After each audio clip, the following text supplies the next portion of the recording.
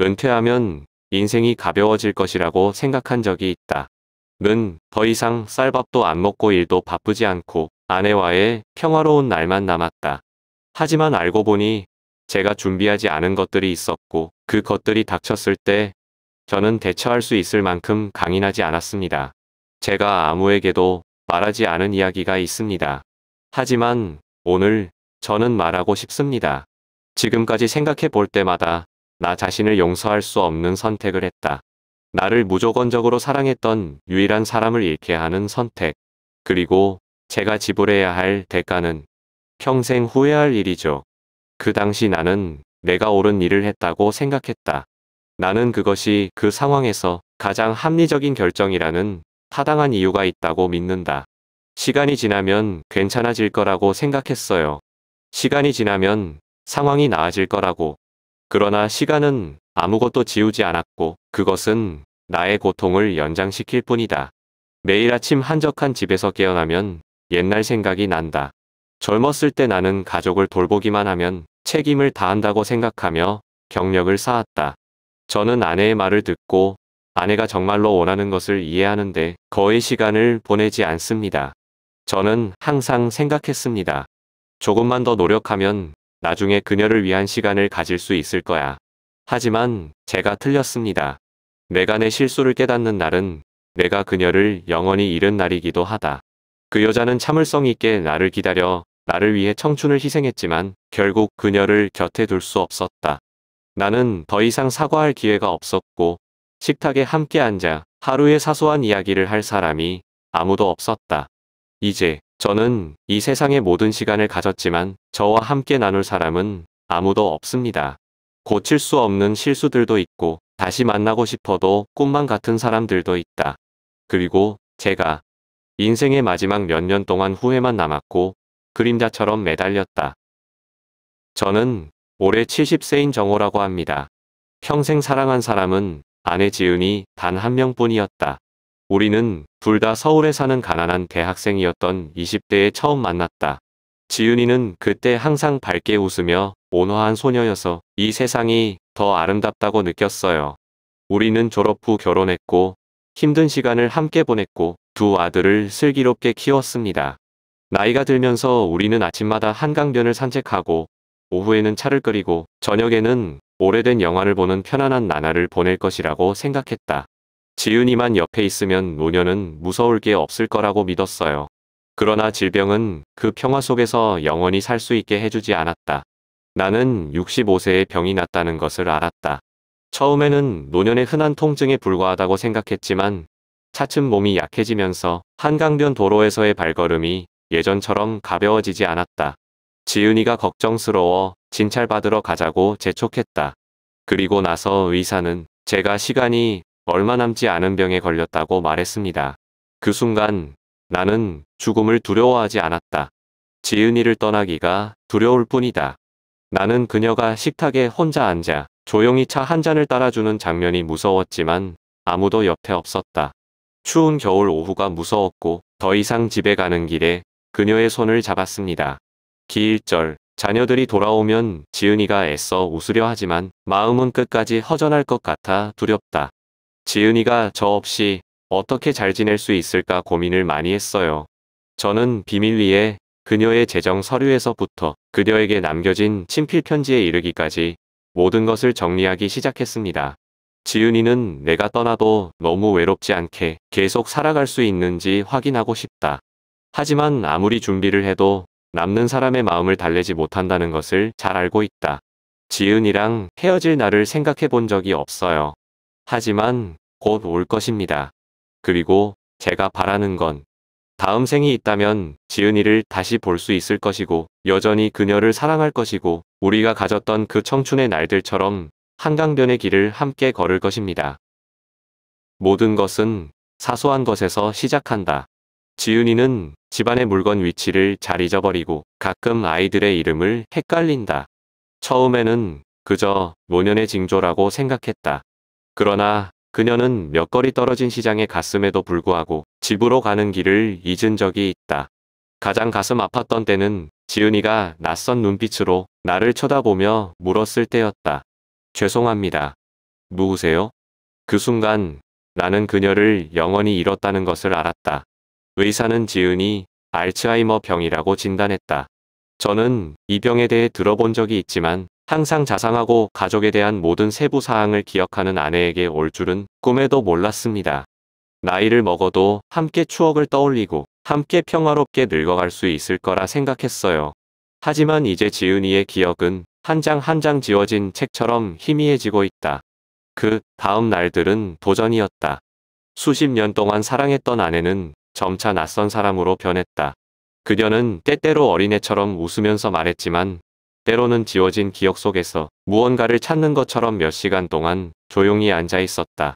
제가 지은이 밥, 잠 하나하나 챙겨주고 나는 그녀가 젓가락 잡는 법을 잊어버렸을 때 인내심을 배우고 그녀가 수십 번 반복해서 질문을 할 때 인내심을 배운다. 지은이가 정신을 차리고 내 손을 잡고 젊은 시절의 추억을 아무렇지도 않은 듯 이야기하던 날도 있었다.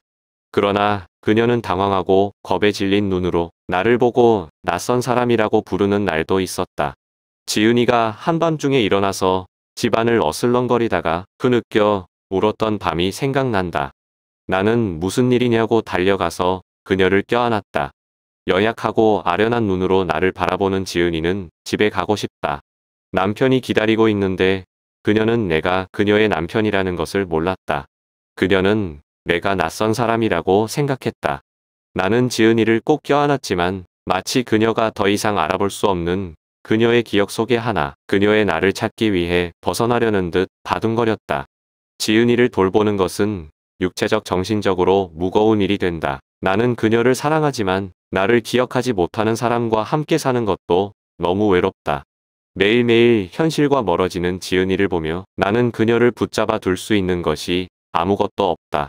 그리고 나서 저는 제 인생에서 가장 큰 실수를 했습니다. 같은 동네에 사는 여자 수정 씨를 만났어요. 초등학교 교사였던 그녀는 남편이 죽은 후 혼자 살았다. 자식이 없는 수정이는 더 이상 자신을 알아볼 수 없는 아내와 함께 사는 나처럼 그녀의 삶은 고요하게 흘러간다. 그래서 그런지 우리는 서로를 빨리 이해한다. 처음에는 그냥 수정이만 고민하는 친구로 생각하고 누군가가 제 말을 들어주도록 했어요. 나는 감히 누구에게도 나의 피곤함을 말하지 않고 지은이를 돌보면서 지쳐버린 것을 인정할 수 없다. 하지만 수정은 이해했다. 그녀는 나무라지도 더 열심히 하라고 말하지도 진부한 위로의 말도 하지 않았다. 그녀는 그냥 조용히 앉아서 내 말을 듣고 때로는 고개를 끄덕이고 때로는 내 손을 꼭 잡고 혼자가 아니라는 말을 하고 싶어 했다. 대화가 계속 이어집니다. 지은이의 병세를 한탄하는 말부터 옛날 이야기, 누구에게도 말하지 않았던 추억까지. 수정은은 오래전부터 지은이에게 보이지 않았던 부드러운 눈빛으로 나를 바라본다. 나는 그녀와 함께 있으면 마음이 놓인다.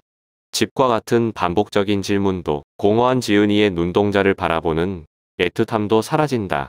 나는 집에 더 늦게 오기 시작했다.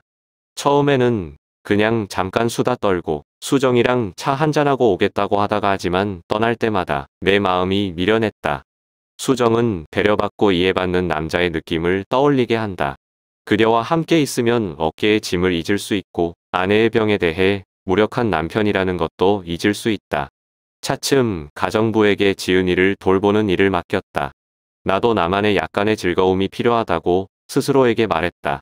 저는 가족, 아이들을 위해, 아내를 위해 평생을 희생했습니다. 혹시 제 인생의 마지막 해에 행복을 찾을 권리가 없나요? 그리고 나서 저는 현실 도피자처럼 그 관계에 뛰어들었습니다. 어느 날까지. 어느 날 아침, 저는 병원에서 전화를 받았습니다. 지은이는 욕실에서 넘어졌다. 내가 서둘러 도착했을 때 의사는 그녀가 의식을 잃기 전에 내 이름을 불렀다고 말했다. 저는 어안이 벙벙해요. 그녀가 친숙한 목소리로 내 이름을 부르는 것을 들은 지 얼마나 되었나요?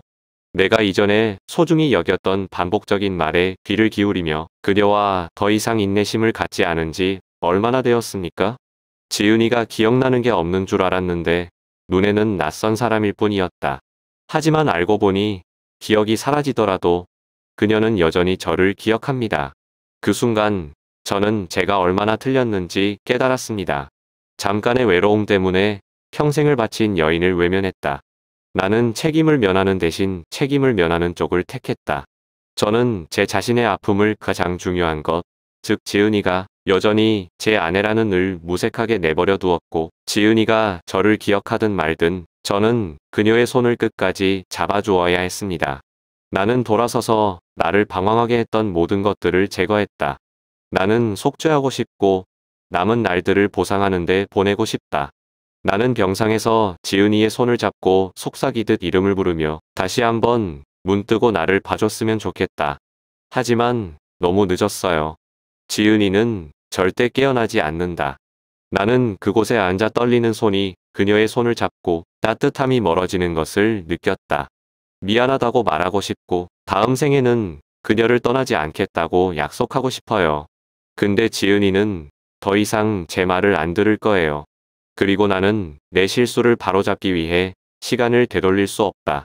한 사람을 잃는 것은 자신도 모르게 오래전에 그들을 잃었다는 것을 깨닫는 것만큼 무섭지 않다고 한다. 지은이가 자기 집에서 얼마나 외로웠는지 내가 옆에 없는 걸 보고 얼마나 당황했는지 모르겠다. 나는 단지 알고 있다. 이제 아무리 후회해도 나는 더 이상 아무것도 바꿀 수 없다. 차가운 비석 위에 떨리는 손을 얹은 지은의 무덤 앞에 섰다. 찬바람이 불면서 공기 중에 은은한 잡초 향기가 난다. 나는 눈을 감고 나를 바라볼 때마다 부드러운 미소, 따뜻한 목소리, 반짝이는 눈을 그녀의 모습을 상상하려고 노력했다. 나는 그녀가 나를 위해 일찍 일어나 식사를 준비했던 아침들을 기억한다. 비록 인생의 마지막 몇 년 동안 그녀의 손은 예전만큼 견고하지 않았지만 비가 오던 추운 날 항상 내 손을 끌어당겨 내 손에 손가락을 꽂고 손바닥에 대고 따뜻하게 해주던 지은이가 기억난다. 잡담 따위는 소중히 여기지 않았던 작은 순간순간, 옛 이야기를 할 때 지은이가 웃음을 터뜨렸던 순간순간, 소박하지만 항상 내가 좋아하는 것으로 가득했던 밥상들을 기억한다. 지은이는 내가 누군지 기억이 안 나더라도 항상 나만의 방식으로 나를 사랑했다.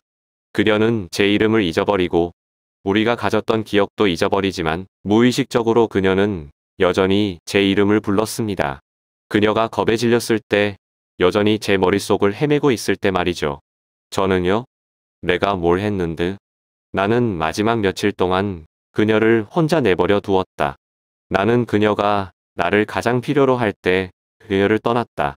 지은이가 당황했을 때, 기억의 혼란스러운 세상에서 길을 잃었을 때, 저는 그녀의 손을 잡으려고 그곳에 있지 않았습니다. 도망치는 방법을 택했고, 다른 사람에게 위안을 얻기로 선택했고, 내가 함께 있어야 할 사람은 지은이밖에 없다. 이제 아무리 후회해도 나는 아무것도 바꾸기 위해 돌아갈 수 없다. 여기 서서 수천 마디의 사과를 속삭일 수도 있고 평생을 스스로를 괴롭힐 수도 있지만 지은이는 더 이상 내 말을 듣지 않을 것이다. 나는 앉아서 고개를 숙여 눈물이 차가운 땅바닥에 떨어지도록 했다. 다음 생이 있다면, 지은이를 다시 한번 보게 된다면 손을 꼭 잡고 시간이 다 가져가도 절대 놓지 않을 거예요. 노년은 무섭지 않다. 주름, 흰머리, 약해진 몸은 우리가 살고 사랑하며 희생된 세월의 흔적일 뿐이다. 겁을 주지 않습니다. 정말 무서운 것은 길이 끝날 때 우리가 자신을 무조건적으로 사랑하는 유일한 사람을 잃었다는 것을 깨닫고 고치는데 시간을 되돌릴 수 없다는 것입니다. 질병이나 죽음에서 오는 손실이 있습니다. 우리가 할 수 있을 때 소중히 여기지 않는 순간들, 외면하는 순간들, 망각에서 오는 상실이 있습니다. 우리는 시간이 많이 남았고 내일이 여전히 우리가 보상하고 사과하고 더 사랑하기 위해 거기에 있다고 생각합니다. 하지만 사실은 우리가 지금 선택하지 않으면 선택의 여지가 영원히 없어질 것이라는 것입니다. 언젠가 당신의 배우자가 당신이 누구인지 더 이상 기억하지 못한다면 더 이상 익숙한 얼굴을 알아볼 수 없고 더 이상 당신의 이름을 부르지 않고 두 사람이 쌓아온 추억들을 더 이상 기억하지 못할 것인가? 당신은 떠나거나 남을 것인가? 잊혀진 느낌이 너무 아프기 때문에 떠나게 되고 더 이상 당신이 누군지 모르는 사람과 함께 있을 때 마음이 외로움을 견디지 못하기 때문에 떠나게 될까요? 더 이상 자신이 가장 사랑했던 사람의 낯선 시선을 마주치지 않을 장소를 찾을 것인가? 아니면 그들이 당신을 다시는 보지 못할 수도 있다는 것을 알면서도 당신은 머물 건가요? 당신은 계속해서 그들의 손을 잡고 오래된 이야기를 계속 들려주고 그들이 예전처럼 대답할 수 없어도 계속 함께할 건가요? 당신은 돌려받지 않고 당신이 알고 있는 사람과 함께 있고 그들이 매일 당신을 조금 더 잊을 수 있고 더 이상 아무것도 남지 않을 때까지 사랑할 용기가 있습니까? 신중하게 생각하십시오. 때때로 우리는 선택할 수 있는 기회가 한 번뿐이기 때문입니다. 그리고 그 선택은 아마도 평생 동안 우리를 편안하게 하거나 후회하게 할 것이다.